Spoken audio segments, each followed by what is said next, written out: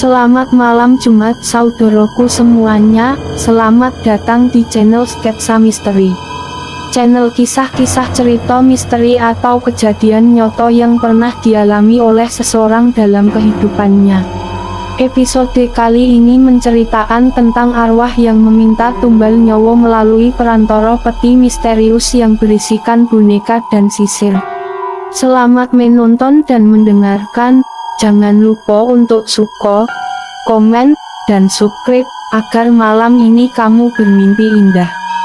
Salam malam Jumat, boneka Lina. Tak henti gadis kecil itu berlari hingga tak sadar ia telah melewati sebuah sungai kecil.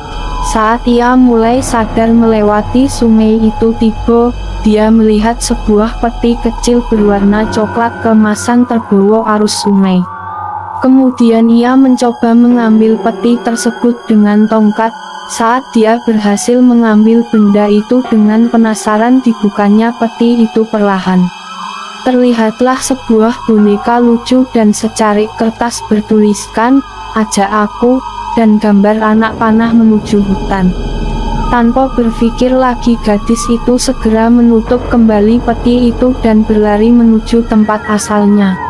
Ketika dia mulai lelah berlari, ada suara yang memanggil gadis itu, "Yanti." Begitulah suara itu yang menyebut nama gadis kecil itu. Dilihatnya sosok yang mendekatinya dan sambil melambaikan tangan, namun orang tersebut adalah sosok yang dikenalnya. "Yanti, kemana sojo kamu? Aku dan Rio mencarimu." "Kemana, Mono?" katanya. "Maafkan," kataku menjawab dengan berteriak. "Maafkan aku." Tanpa sadar aku berlari sampai ke sungai dan menemukan benda ini, kata gadis itu dan memperlihatkan isi di dalam peti tersebut. "Wah, cantik sekali bonekanya," kata Rino. "Ideh, boneka udik kayak gitu dibilang cantik sih. Sono buang, sinis Rio."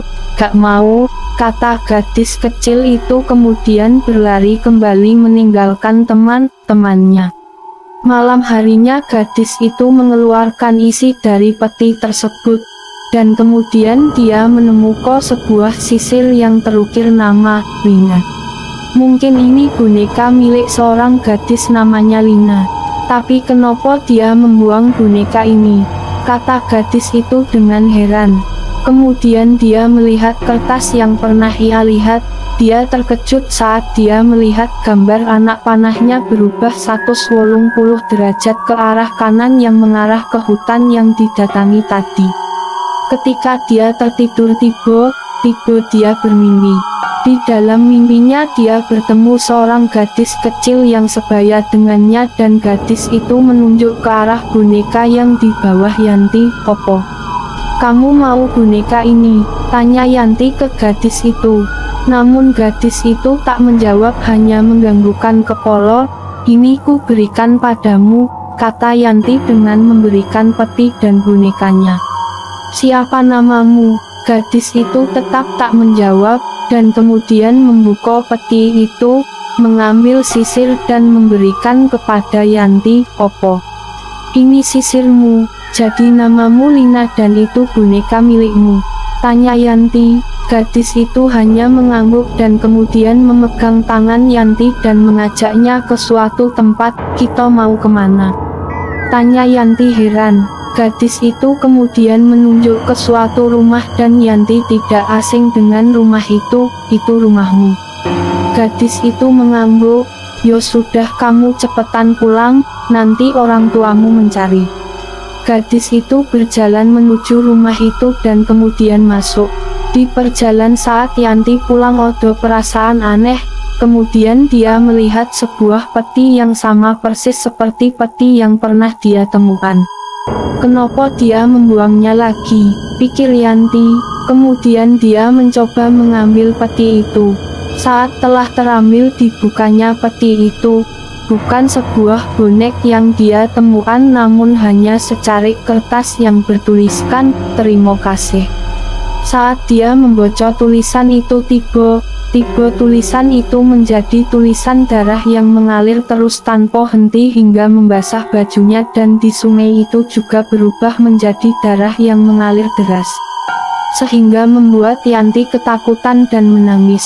Tiba ada sosok tangan yang memegang pundaknya dan memanggil namanya, "Yanti. Yanti, bangun," kata suara itu.